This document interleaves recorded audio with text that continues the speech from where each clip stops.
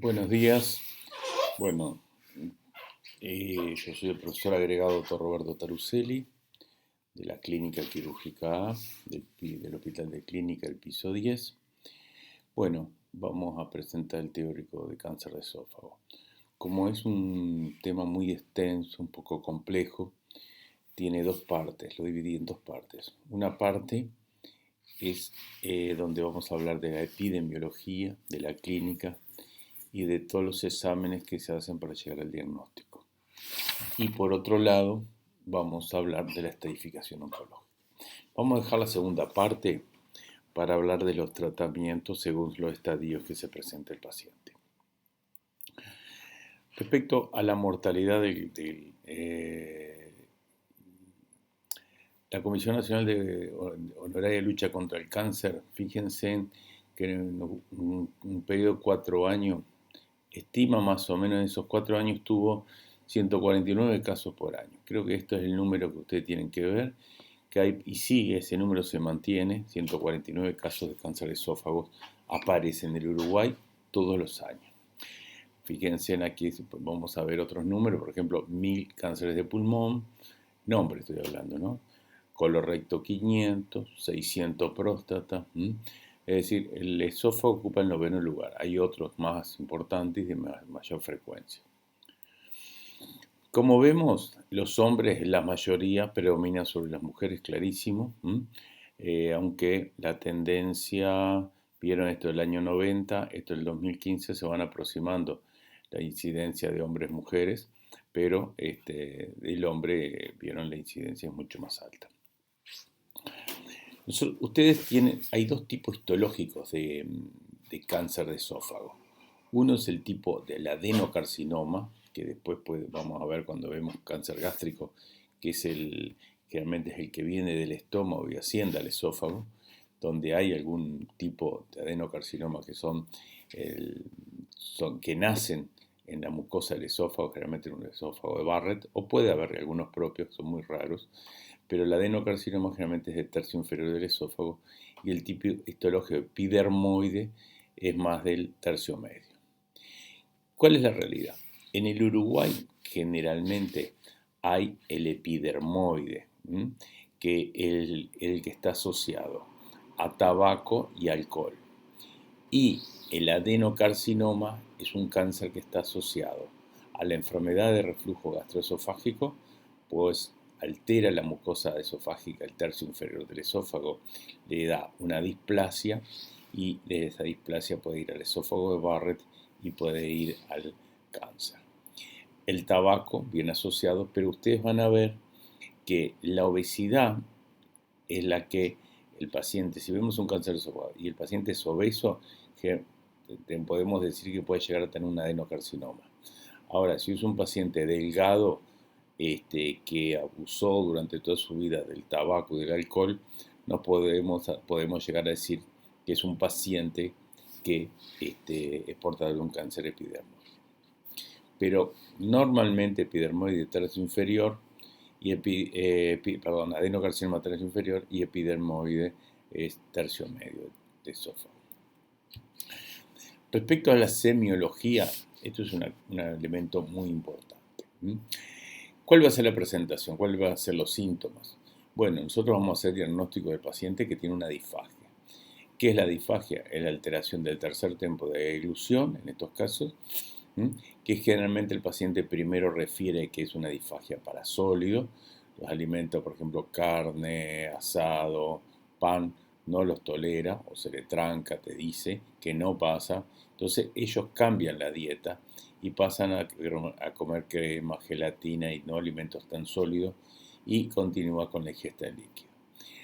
Esa es la secuencia generalmente que el paciente va a contar, sólido, semisólido y líquido, hasta que el momento de la consulta el paciente puede llegar a una afasia, si tiene una estenosis y que tiene un cáncer de esófago avanzado. Indudablemente ese paciente puede tener episodios de afagia, es decir, que haya consultado por atascamiento de alimento a nivel del tumor, que generalmente está en tercio medio del tórax, y generalmente es el endoscopista cuando le va a sacar ese alimento, porque le tienen que hacer una endoscopía en la emergencia, que nos dicen que por debajo hay una estenosis que puede ser sugestiva de tumor. Hay un elemento importante, que si el cáncer de esófago es pequeñito, tumor es pequeño, por ejemplo, cuarta circunferencia, esos pacientes no dan síntomas. Eso es importantísimo. Es decir, que la disfagia se manifiesta en el paciente que ya por lo menos tiene la mitad de la luz esofágica ocupada o tres cuartas partes. Un elemento que ustedes tienen que preguntar en la parte de los síntomas es la cialorrea. ¿Qué es la cialorrea? Es cuando el paciente tiene mucha saliva en la boca, incluso puede haber una cialorrea nocturna, que en la noche saliva más. Generalmente es por retención de esa saliva a nivel esofágico y la tiene que sacar hacia afuera porque incluso la saliva no pasa. Esos tumores de esófago hay que preguntar si tienen dolor torácico. ¿Por qué? Porque el dolor torácico no puede manifestar de que ese paciente tiene invasión de alguna estructura. Por ejemplo, a nivel de la columna vertebral, una invasión a nivel de la aorta, es decir, a nivel mediastinal. Pero también acordemos que los dolores torácicos, los nervios del esófago comparten un poco con los nervios del corazón, por lo que tanto a veces dolores post-ingesta pueden tener la misma manifestación que un angor precordial. ¿Qué es la hemocialemesis? Hay que preguntar por hemocialemesis, que es la salivación con sangre o teñida de sangre y que sean tinte rojizo, que nos puede orientar que hay una ulceración de la mucosa a ese nivel, a nivel esofágico. La hematemesis. ¿Y qué es la hematemesis? La expulsión de sangre por boca. ¿Qué significa? Que el tumor seguramente está ulcerado. Es decir, estos elementos y síntomas que el paciente tiene del cáncer de esófago, por supuesto, avanzado o dolor y hematemesis como una complicación del mismo, generalmente estos pacientes tienen una repercusión general, que es astenia, anorexia, adinamia y adelgazamiento. En realidad, cuando nosotros hablamos de repercusión general, hablamos de estas cuatro. Pero hay una cosa que el cáncer de esófago no tiene, que es cuando en sus inicios el cáncer de esófago no tiene anorexia. Y esa es una característica importante, no tiene anorexia. El cáncer gástrico tiene anorexia, es decir, que no tiene apetito. El cáncer de esófago no puede comer, pero tiene apetito. Respecto a los signos que vamos a buscar, te imaginas que acá no podemos palpar un tumor de esófago. ¿Por qué? Porque está dentro del tórax, está en el mediastino y excepto que sea un tumor a nivel del cuello, pero el resto no podemos palpar un tumor. O sea que vamos a buscar elementos que nos digan que bueno, que ese tumor está diseminado o que ese tumor está fuera de todo tratamiento quirúrgico. Entonces, ¿cuáles son esos signos que tenemos que buscar? Uno, acuérdense que el tumor de esófago está en el tórax, entonces, ¿dónde va a ir la diseminación? Puede ir al cuello, puede tener adenopatía en el cuello, tanto del lado derecho como del lado izquierdo. Entonces, tenemos que buscar adenopatía. ¿Para qué? Para ver si son metastásicas, orientan a metástasis y nos podemos decir que ya es un estadio metastásico adenopático. ¿El paciente puede tener ascitis? Sí. Si el paciente tiene ascitis, no es un alcohólico, no tiene una patopatía, indudablemente tenemos que pensar que esta ascitis es de causa de diseminación tumoral. ¿Qué es el hígado secundario? Es el hígado con tumores, el hígado con metástasis secundario al tumor esofágico. ¿Cómo es? Y bueno, generalmente uno tiene que buscar en el examen físico abdominal la palpación del borde inferior hepático duro o tumoraciones que ocupen el epigastrio. Todos estos pacientes, indudablemente dijimos que el paciente presenta repercusión general.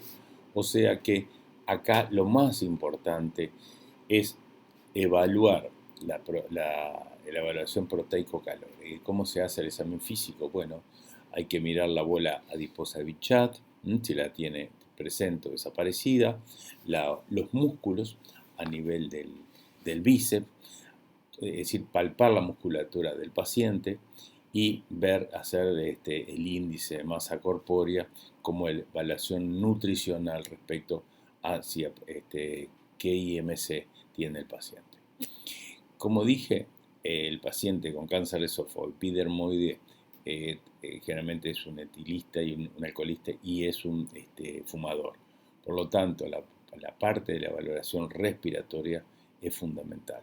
Y si el paciente es un obeso mórbido, ya dijimos, el obeso mórbido generalmente hay que pensar en un adenocarcinoma desde el punto de vista histológico y tiene toda la patología respiratoria por ser un obeso restrictivo, la parte cardíaca, la parte de la glicemia, la diabetes, la hipertensión, es decir, que no solo lo respiratorio, sino que tiene otras alteraciones.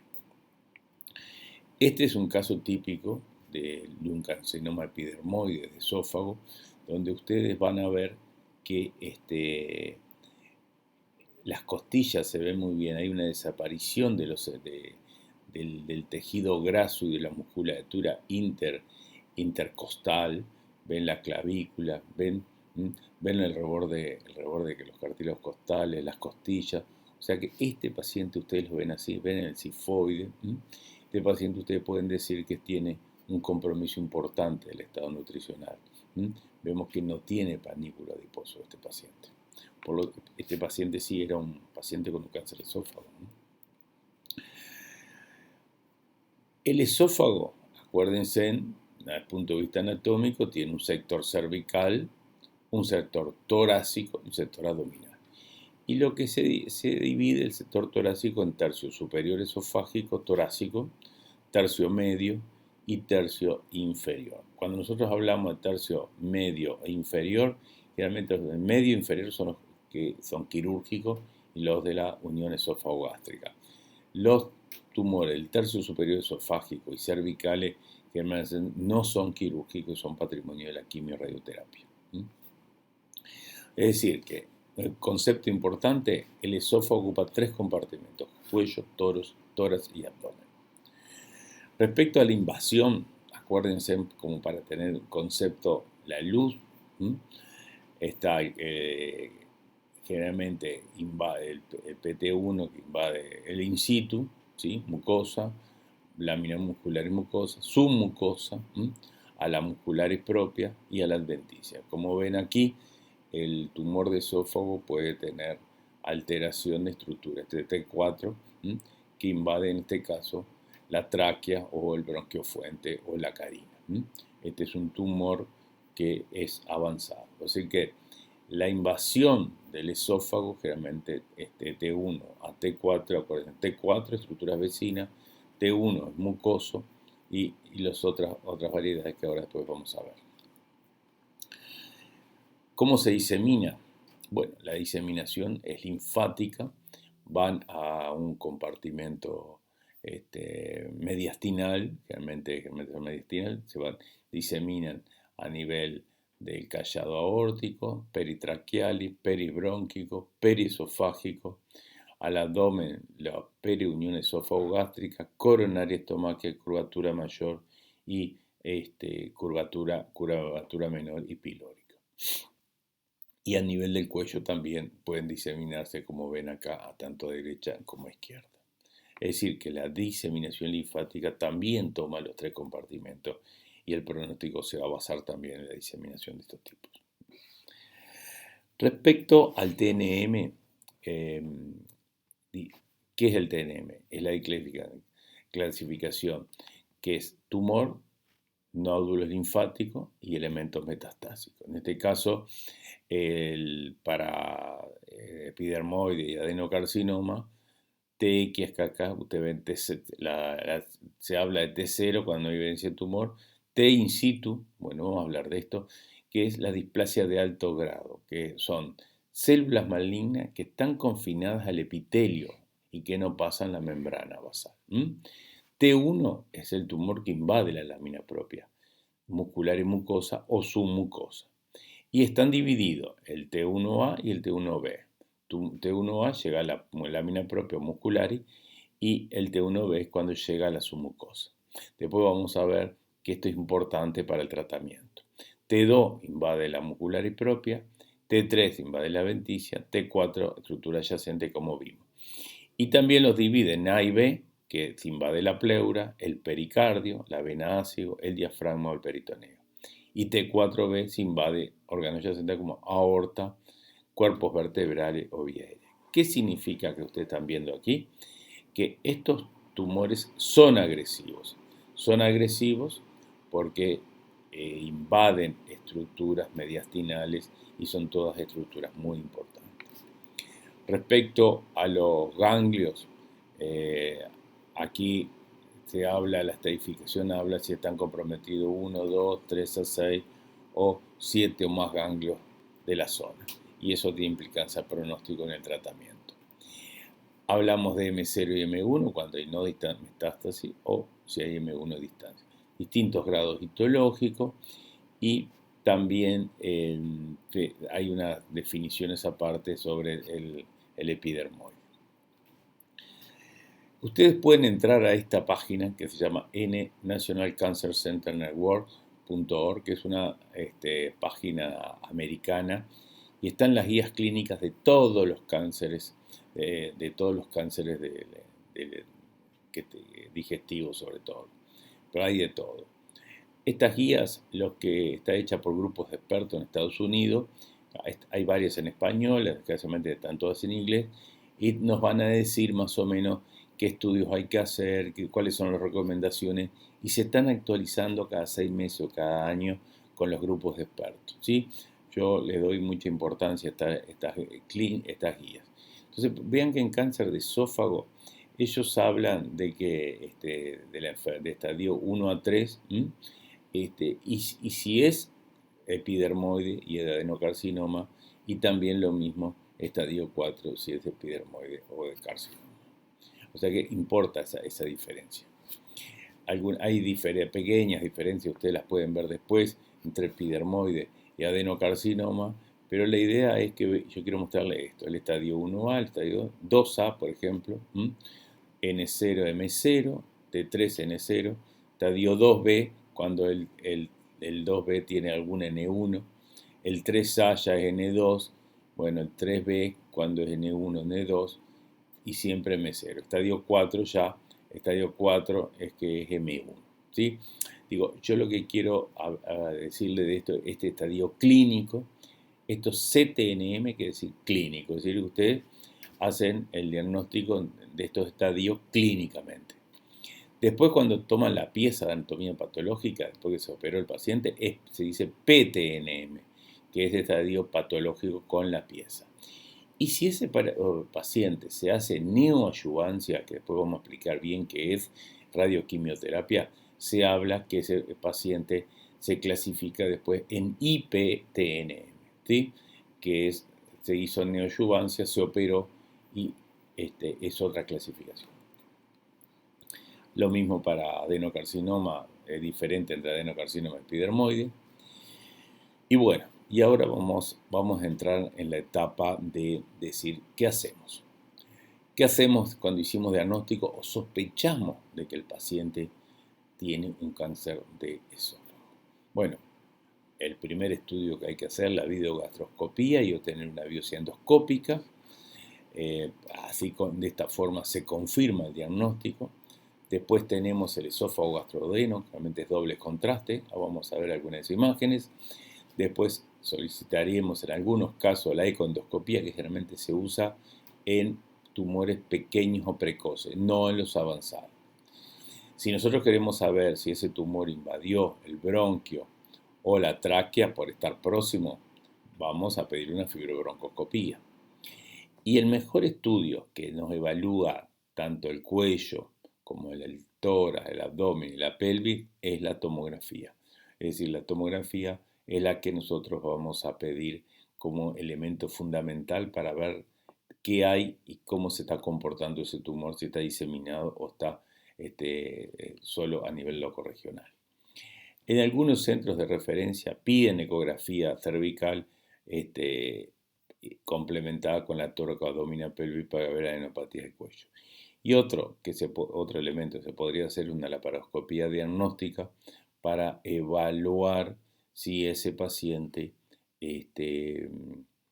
tiene carcinomatosis peritoneal, hepática y eventualmente tomar biopsia. Yo no lo puse acá, pero también hay que pedir en todos estos pacientes un PET-TC en el preoperatorio. Esto se está haciendo en los últimos años y es fundamental el PET-CT para descartar diseminación a distancia del tumor. Bueno, empezamos con la videogastroscopía. La videogastroscopía lo importante que tiene es que visualice el esófago en la totalidad. Eso es importante.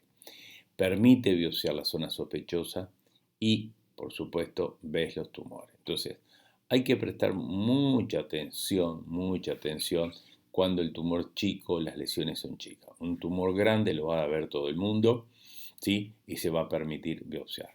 Pero cuando son lesiones chicas, hay que aplicar técnicas de tinción mucosa, como ahora vamos a ver, y para encontrarlo. La endoscopía define macroscópicamente la lesión, nos tiene que decir si está ulcerada, si es vegetante, qué porcentaje de la circunferencia ocupa, si está sangrando, a los cuántos centímetros empieza, a los cuántos centímetros finaliza, ¿sí? Y valora el grado de estenosis. Si el endoscopio pasa por esa zona, decimos que la estenosis no es tan significativa, pero hay muchas veces que el endoscopio no pasa la estenosis. También, como dijimos al inicio, los pacientes que se presentan con episodio de afasia, realmente se hizo en la emergencia una endoscopía y ya vio que esa estenosis determinó que el alimento se obstruyera y no pasara el alimento. En esos casos, la endoscopía sirve para extraer esos restos de alimento y que el paciente pueda volver a comer. Es decir, permite realizar procedimientos terapéuticos. Hoy día la endoscopía puede hacer lo que se llama la mucosectomía endoscópica, que vamos a ver alguna imagen. Hay ablaciones, permite hacer ablaciones con argonplasma, con ablación por radiofrecuencia, también se hace. Puede colocar sondas transtumorales, puede colocar una sonda nasogástrica que no pasa, nos puede ayudar. Coloca prótesis endoscópicas, autoexpansibles, de goma, etc. Es decir, que la endoscopía en cáncer de esófago es uno de los estudios más importantes. Por ejemplo, acá ven esta lesión que está acá, es una lesión pequeña. Si uno no tiene un buen equipo, no magnifica bien, no se detiene buscando esta lesión, pasa desapercibida. Aquí hay otra lesión, ven que aquí hay resto de saliva y acá hay como una estenosis y acá hay dos imágenes, esta y esta son dos imágenes sospechosas que esto fue un cáncer. Aquí ven un tumor mucho más avanzado, ven una formación vegetante, polipoidea, que aquí hay como una depresión, es una zona inextensible, es dura, firme, y muchas veces uno cuando pasa con el endoscopio sangra y ocupa más o menos mitad de circunferencia y miren la luz, la pequeña que deja. Seguramente este paciente tiene una disfagia. Acá vemos otra lesión, una lesión que sobresale a este nivel y estos son los pliegues del esófago y la luz indudablemente la compromete. Acá vemos un tumor mucho más grande con una pequeña luz. Realmente este paciente tiene una disfagia clara. Acá vemos otro tumor donde ven esta sobreelevación que, como dije, el endoscopista, si no está atento y no se detiene, puede pasar desapercibida. Pero también el endoscopista puede usar técnicas de tinción, usa Lugol y fíjense cómo cambia la coloración. Es decir, que esa técnica de tinción se llama cromoendoscopía. La cromoendoscopía, como ven aquí, permite ver esta lengüeta, que puede ser un esófago de Barrett, como en esta puede ser un esófago de Barrett, que permite ver, es decir, teñir la mucosa esofágica y ver distintos tipos de lesiones. Acá hay otros cromoendoscopía, fíjense que aquí no ve mucho, pero acá con Lugol cambia totalmente con las técnicas de tinción. Es decir, que esto es un aliado fundamental, las técnicas de tinción, cuando son tumores pequeños, planos o precoces. Hay otros elementos que están descritos, que es la magnificación con NBI, le pueden preguntar a cualquier endoscopista, y incluso pueden ver los capilares, que la alteración de los capilares en la mucosa puede decir que, por ejemplo, aquí vean esta alteración, esta diferencia que es distinta a esto, o sea que aquí hay una lesión. Esto es una endoscopía de magnificación también. Vean que esto es un Barrett, que hay una alteración, este es el cardia, y hay alguna alteración del color a este nivel, aquí hay alteración, y vean cómo con magnificación se ven los capilares y esta zona, que es esta, es diferente. Últimamente no hay en el Uruguay, pero está la microscopía láser endoscópica, que lo que permite ver es como tener un microscopio, y hay gente que dice que por ejemplo, es mucosa gástrica normal, y esto es un cáncer gástrico, esta es gástrica normal, y aquí uno ve el cáncer. Es decir, que uno podría ver por la imagen las células de la mucosa esofágica, transmitirla online a un patólogo, y nos dice de qué estamos hablando y si tenemos un cáncer o no. Esto fíjense que fue descrito en 2008, hace muchos años que está descrita la, la, la microscopía con la endoscopía con microscopio. Yo lo que tengo claro es que no se ha aplicado, no he escuchado que esto haya sido muy importante. Creo que en todos los lugares se sigue haciendo biopsias. Bueno, acá ven, por ejemplo, con azul de metileno, cómo cambia la reacción nucleocitoplásmica, y vista endocitoscópica de nación con núcleos heterogéneos, ¿no? O sea que ven los núcleos, ven las células. Bueno, aquí la endoscopía nos sirve también posoperatorio. Esto es una anastomosis en cuello, y acá tiene una sonda, y esto que tiene acá es una fístula anastomótica, o sea que la endoscopía nos permite ver clarísimamente la luz, la sonda, y aquí una fístula lateral anastomótica. O sea que la endoscopía nos permite también esto. ¿Qué es esto? Es una prótesis endoscópica autoexpansiva. La endoscopía virtual, ¿qué es la endoscopía virtual? Bueno, hoy la tomografía, ahí está la tomografía 128 slide, que nos permite hacer reconstrucciones, y realmente podemos hacerlo todo virtual, navegar dentro de un bronquio, navegar dentro del esófago, dentro de cualquier luz. Esta es la endoscopía virtual con tomografía, esta es la estenosis, este es el esófago gastroduodeno, este es el tumor, es decir, todo esto es lo mismo y se puede hacer por tomografía. Esto es lo mismo, ven el tumor aquí ven el tumor, la reconstrucción, y esta es la imagen endoscópica. O sea que la endoscopía nos va a servir, la tomografía nos va a servir para hacer reconstrucciones de varios tipos, que después vamos a hablar. Pero ahora vamos a pasar al segundo examen, que esto se usó muchos años. Cuando no había tomografía, se usaba la endoscopía y se usaba el esófago gastroduodeno doble contraste. ¿Por qué? Permite ver, un buen esófago gastroduodeno doble contraste permite ver lesiones mucosas, visualiza deformaciones del órgano, ve la estenosis, ve si hay fístula, y ve el estómago, porque el estómago después vamos a ver que el cirujano lo va a usar cuando tiene que sacar el esófago. Y antes se usaba esto, que eran los criterios de Akiyama, un japonés que describió algunos elementos radiológicos en la década del 70, 80. Pero era algo así. Él decía que si yo le hago un esófago gastroduodeno y había una estenosis y había tortuosidad del eje, que el tumor era avanzado. Que si le hacía esto y que había una angulación respecto a la columna, es decir, en vez de hacer en esta línea ángulo, que el tumor estaba fijo en la columna. Si había desviación del eje, este eje encima, debajo, también había todo de avance del tumor avanzado y que generalmente eran irresecables. Este otro y este otro tumor que se imagina que el tumor vendría a este nivel. Esos eran los famosos criterios de Akiyama que, fíjense, fueron descritos en el 72.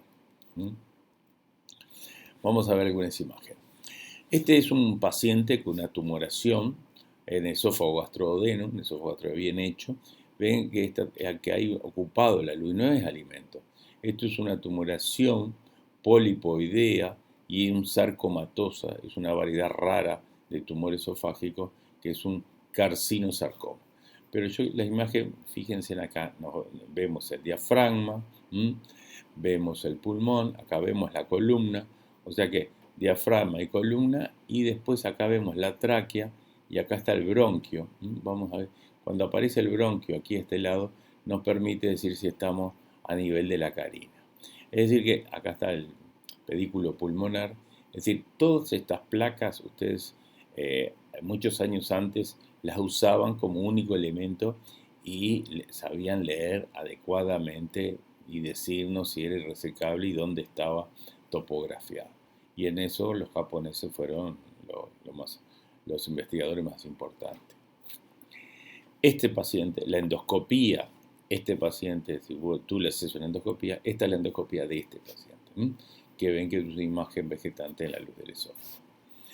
Acá van a ver otras lesiones, una lesión vegetante ulcerada, vean esta lesión, ven que esta línea perfecta, recta, aquí está el diafragma, aquí está el estómago, acá está la columna, vacía bien, pero aquí no, aquí hay algo, acá hay una imagen, acá hay otra imagen, vean esta imagen aquí, que viene, toma, este es el inicio y este es el final, como 3 o 4 centímetros, hay una disminución de la luz esofágica, hay un engrosamiento y el vario se deposita a este nivel, y esto traduce que acá hay un tumor de esófago, acá hay otro tumor de esófago y acá hay otro tumor de esófago, ¿sí?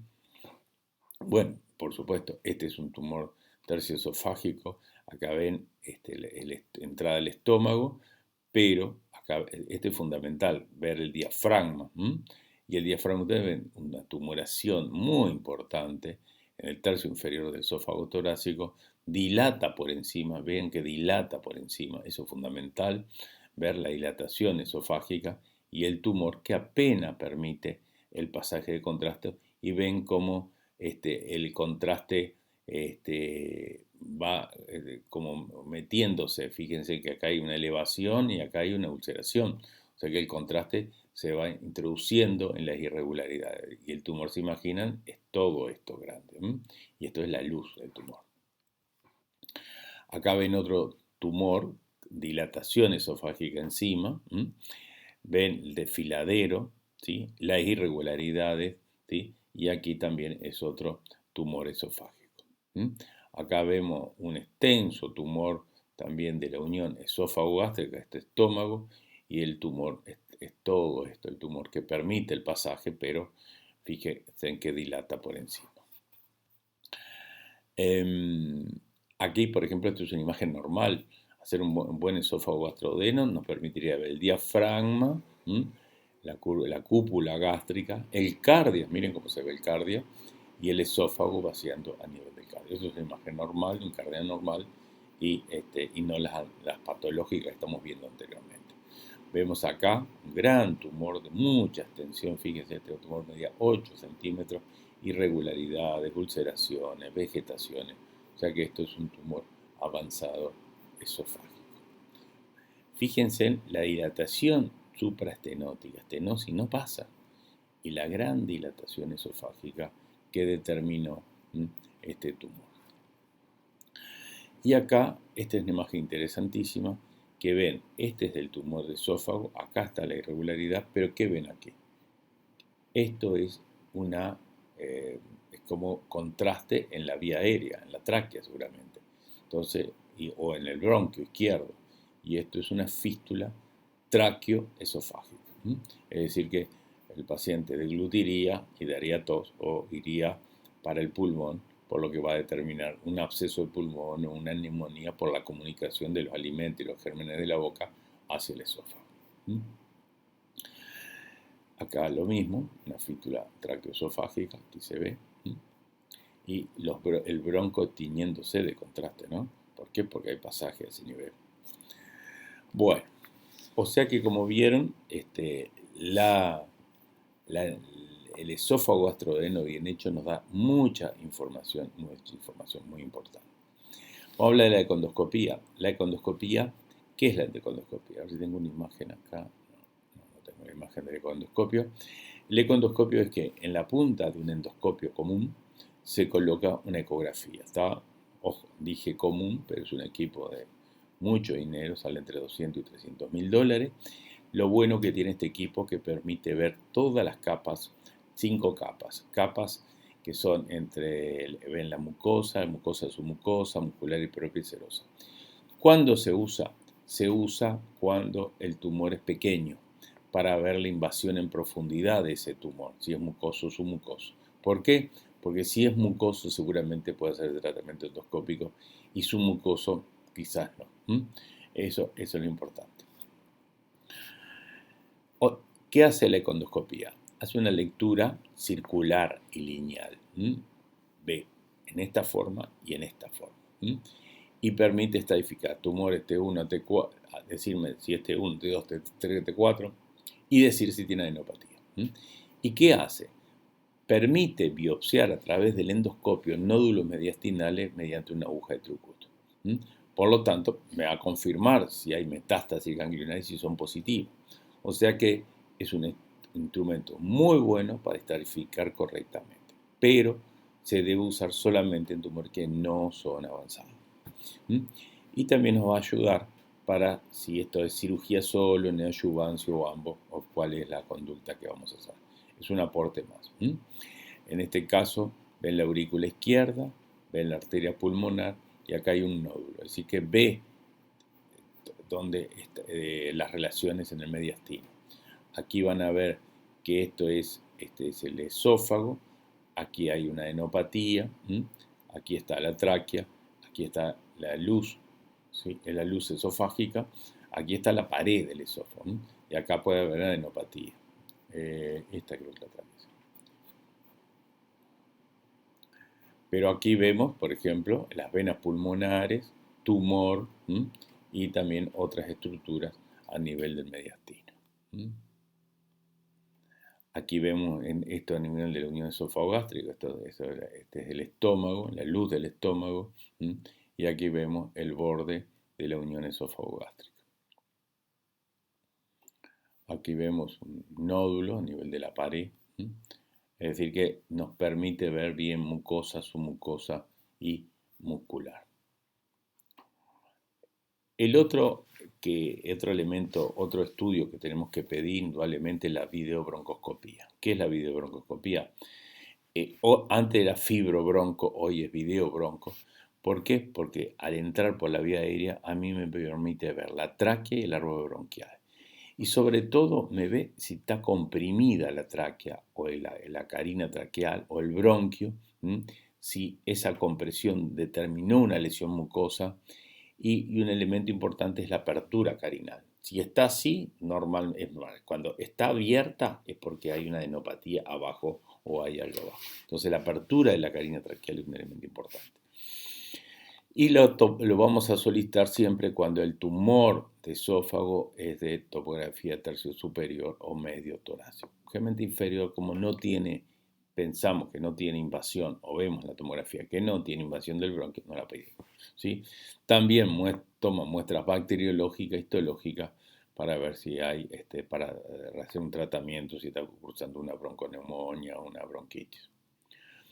Bueno, por último, la tomografía toracoabdominal. La tomografía toracoabdominal es fundamental.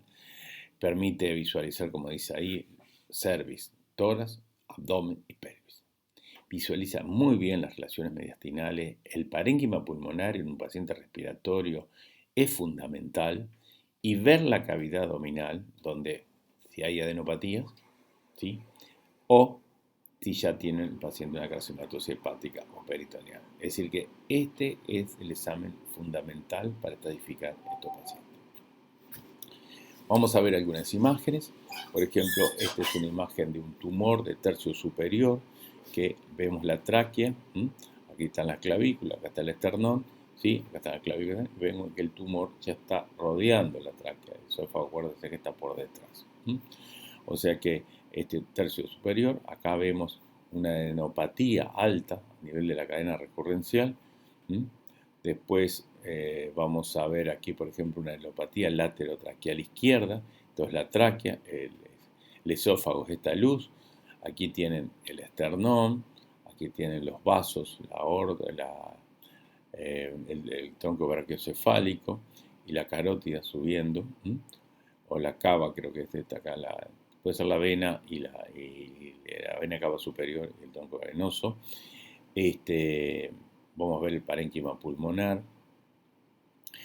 Aquí lo que vamos a ver es la arteria pulmonar. Acuérdense, la aorta ascendente, esta es la descendente, y esta es la arteria pulmonar que da una rama a derecha y a otra izquierda. Y aquí vemos cómo vemos la bifurcación del bronquio, bronquio izquierdo, bronquio derecho, ¿sí? Y el esófago sería aquí, estaría, y la aorta aquí, ¿sí? Nos va a ver el parénquima pulmonar, entonces vemos si hay enfisema. Fíjense, esto es aire. Este es un paciente que tiene un enfisema pulmonar, este es seguramente un fumador, respiratorio, parece bien, pero aquí a nivel del sector superior tiene un enfisema pulmonar clarísimo. Tumor, adenopatías de la zona, tráquea, esófago. Aquí también tumor del tercio esofágico superior, está la tráquea, que está el tumor, ve que no ven la luz, los vasos mediastinales superiores. Y acá vemos realmente lo que es la imagen mediastinal, que ahora vamos a ver. Esta es la imagen que le mostré, tumor de esófago, luz de esófago, contacto con el bronquio izquierdo, aquí contacto con la aorta, bronquio izquierdo, ven el bronquio izquierdo, se ve muy bien el bronquio izquierdo de ese nivel, y contacto con el bronquio izquierdo. Esta es la aurícula izquierda y estas son las venas pulmonares y cómo el tumor puede contactar con los mismos y junto con la aorta. Y aquí las venas pulmonares y el contacto del tumor con las venas pulmonares. ¿Qué significa esto? Que nos va a decir el tipo de tumor que tiene el paciente y qué relación estructura tiene para decir, bueno, esto es quirúrgico o no es quirúrgico, o hay que hacerle algún tratamiento previo. Es decir, para nosotros los cirujanos determina la resecabilidad. Vamos a mirar el contacto con la aorta, el contacto con el bronquio fuente izquierdo, el contacto con la membrana traqueal, el contacto con las venas pulmonares inferiores. El paciente, si vemos el parénquima, podemos ver si tiene enfisema o si tiene una neumonía o si tiene una bronconeumonía. Vemos si tiene metástasis pulmonar y vamos a ver claramente la invasión linfoganglionar del mismo. Acá lo puse, no lo había puesto al inicio, pero acá está el PET. Es decir, hay dos opciones. Se hace PET combinado con tomografía o PET combinado con resonancia. En el Uruguay se usa el PET combinado con tomografía. ¿Cuándo lo pedimos? Bueno, hay que tratar de pedirlo siempre porque me detecta metástasis a distancia. Si yo voy a hacer al paciente una cirugía con intención curativa, tengo que tener confirmado que el paciente no tiene metástasis a distancia. Me ayuda a ver la radioterapia, de decir dónde voy a irradiar, y en algunos casos hay oncólogos que lo usan para ver la respuesta al tratamiento de la quimioterapia. Y por lo tanto, es lo último, esto es más importante de todo, que evita que un cirujano haga una cirugía en estadio 4, es decir, cuando ya está metastásico y no se justifica. Las imágenes, pueden ver imagen en este caso, ustedes pueden ir a leer PET, cómo se hace, cómo es la técnica en el CUDIM. En Uruguay todo el mundo lo puede tener acceso al mismo por los mutualistas, por el Fondo Nacional de Recursos, y generalmente en esófago se autoriza siempre como estadificación para descartar enfermedad sistémica. Otro elemento que, si los estudios imaginarios son buenos, no los usamos, pero si hay duda, necesitamos hacer lo que se llama una laparoscopia diagnóstica estratificadora, que es intentar ver si hay alguna lesión hepática sobre la superficie hepática, adenopatías, si hay el líquido libre, si tiene una carcinomatosis o si esa citis es por carcinomatosis o es por hepatopatía. Nos va a permitir tomar muestras biópsicas y permite también, es una gran ayuda para realizar gastrostomía y yeyunostomía de alimentación en pacientes con cáncer de esófago. Respecto a la estratificación oncológica, ya dijimos la importancia de saber si epidermoide o adenocarcinoma y en suma. ¿Qué tienen que saber ustedes? Bueno, tienen que saber hacer el diagnóstico clínico presuntivo de cáncer de esófago, de disfagia, y por supuesto pensar en los diferenciales como Calasia. Calasia ya fue dada en otro teórico y está disponible en los videos del DEM, que es otro diagnóstico diferencial, que es una disfagia totalmente diferente. Hay que pensar en factores epidemiológicos y predisponentes, sobre todo los países que tienen más incidencia, otros tienen menos incidencia, y los factores predisponentes, el reflujo gastroesofágico, las bebidas calientes, el fumar, que son factores predisponentes. Por supuesto, pacientes con repercusión general y disfagia son los hilos conductores en el diagnóstico y ustedes tienen que sospechar. Acuérdense de esto, disfagia con apetito conservado, eso hay que pensar en cáncer de esófago, ¿sí? Con apetito conservado. Realmente cuando el paciente está con metástasis táncica, ahí sí puede perder el apetito, pero si es locorregional, generalmente tiene el apetito conservado. Acuérdense del algoritmo de estudio, endoscopía, esofagostrodeno, tomografía, todo lo que hablamos. Y después vamos a ver bien las diferencias entre epidermoide y adenocarcinoma, pero para ustedes consideren que la diferencia más grande es que el epidermoide realmente es un paciente delgado y que con historia de ingesta de alcohol y fumar muy intenso, y el adenocarcinoma generalmente es un paciente más joven y generalmente son pacientes obesos. Muchas gracias.